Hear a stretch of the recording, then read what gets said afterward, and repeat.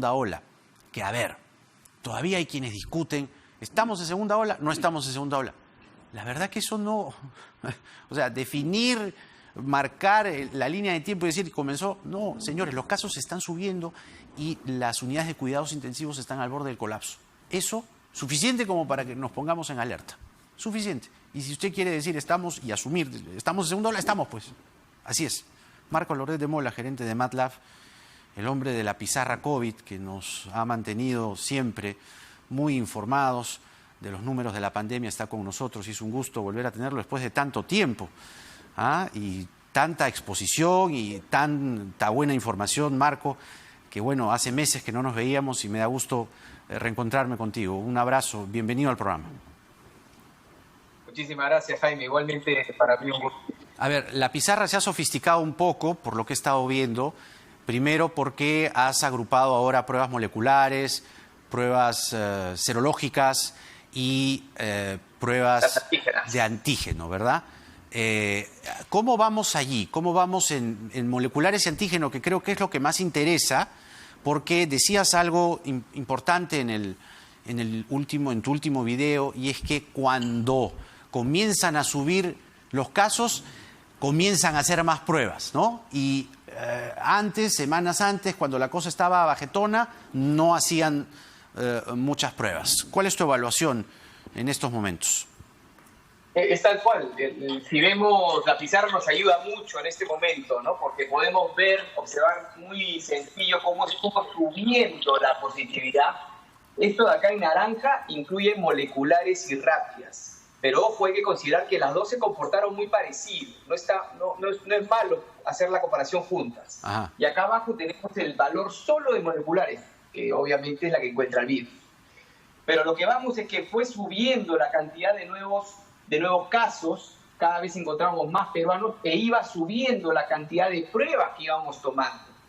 Y cuando empezaba a bajar, y en algún momento, Jaime, hemos estado en 5% de positividad, un sueño, ¿no? Cuando estábamos en las malas épocas, sí, parecía que nunca íbamos a llegar a ese nivel, empiezan a bajar también las pruebas, y a niveles que ya estadísticamente no son ni útiles. Estaban tomando muy poca cantidad de pruebas. Lamentablemente los números han vuelto a incrementarse y tal cual la primera vez las pruebas también han esperado a ese momento. Claro. Ahora, ¿en qué nivel estamos si nos comparamos con la, vamos a llamarle, primera ola, ¿no? ¿A qué momento nos hemos equiparado según tu pizarra? Por ejemplo, si nos concentramos solamente en la positividad de las moleculares, estaríamos como en junio aproximadamente, junio-julio, que había valores de 25. El promedio fue 28, pero había valores de 25. Ojo, esta segunda ola, ¿no? Por llamarlo de una forma, que estoy de acuerdo contigo, más allá del nombre, pero este nuevo problema que tenemos encima, tiene diferentes números, diferentes momentos. Por mencionar a las camas UCI, ahorita, al día de hoy, tenemos un valor que nunca habíamos tenido antes de ocupación. Tenemos más pacientes en cama UCI que en cualquier momento de la historia COVID de Perú. Entonces, así que ni en la primera ola. Tenemos data que nunca habíamos tenido. ¿De qué números estamos hablando? ¿De qué números estamos hablando en camas UCI? Hoy día nos han informado 1.594 peruanos que están requiriendo una cama UCI, y el récord que fue en julio fue de 1.550. Claro. Entonces estamos en un lugar, en un momento crítico, ¿no?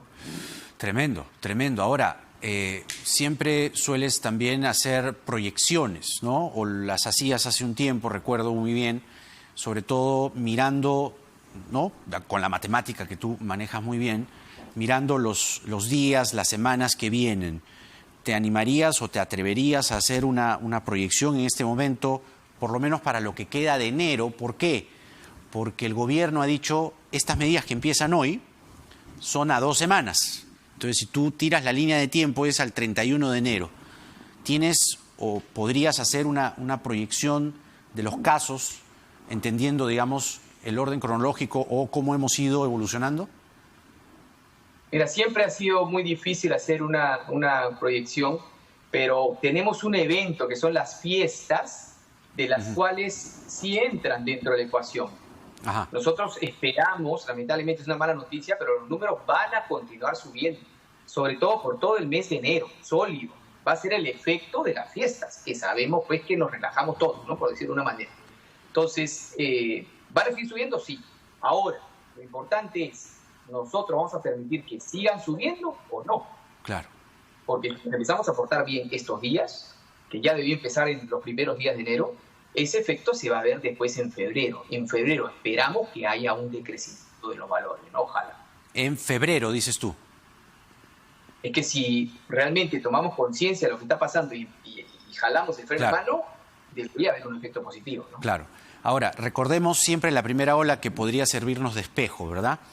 Y hacer espejo con medidas que se han tomado en su momento y que hoy se han vuelto a tomar, algunas de ellas, ¿no? Por ejemplo, recordemos que en la cuarentena había toque de queda desde las 8 de la noche, en algunos casos o algunas regiones desde las 6 de la tarde.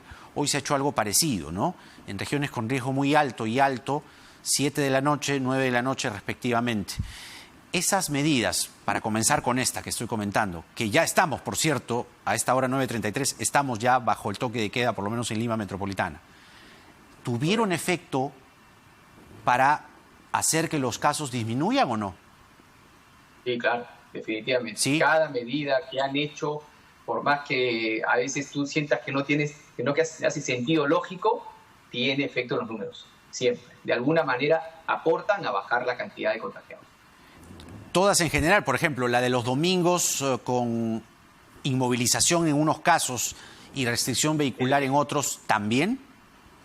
Lo que mencionaste, por ejemplo, el efecto, para ponerte un ejemplo, cuando podían utilizar el metro de Lima y dejaron de utilizarlo, el efecto se vio 2 semanas después en la cantidad de casos contagiados. Claro. La lógica es simple, tú alejas a las personas, evitas que el virus se transporte. Y si el día domingo tú, yo, no vamos a salir porque no queremos usar un servicio público y no queremos usar nuestro carro porque no nos quejan, es una persona menos que sale. Y como es un efecto multiplicador, aunque no parezca, es un montón. Ahora, has visto en tus números, yo sé que esto es difícil, pero estoy tratando de entender el momento. El momento en el que estamos es con la nueva variante. Y tú sabes bien que la nueva variante, por lo menos no es generalizada, pero ya si hay un caso, tú dices que el virus está circulando, ¿no? El virus británico, quiero decir, ¿no? La variante británica, para ser exactos. Y esta variante británica, uno puede contagiar hasta 7, con lo cual los casos inevitablemente aumentan. Y por lógica, también las muertes.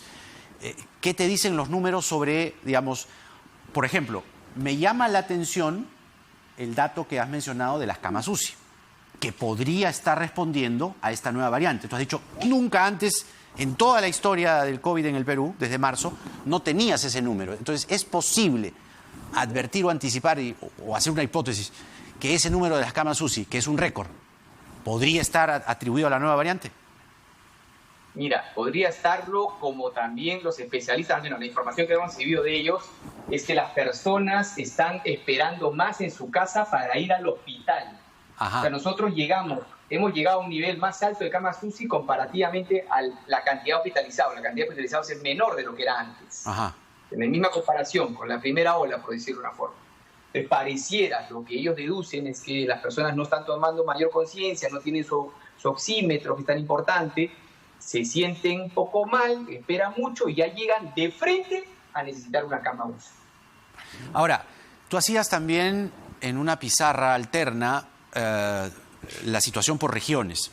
Y es un poco lo que el gobierno, este gobierno digo, ha hecho al catalogar regiones con riesgo muy alto de colapso de la salud pública, alto y moderado. Y ha dejado libre una categoría que es riesgo extremo. Cuando se referían a riesgo extremo, hablaban de cuarentenas y cuarentenas focalizadas.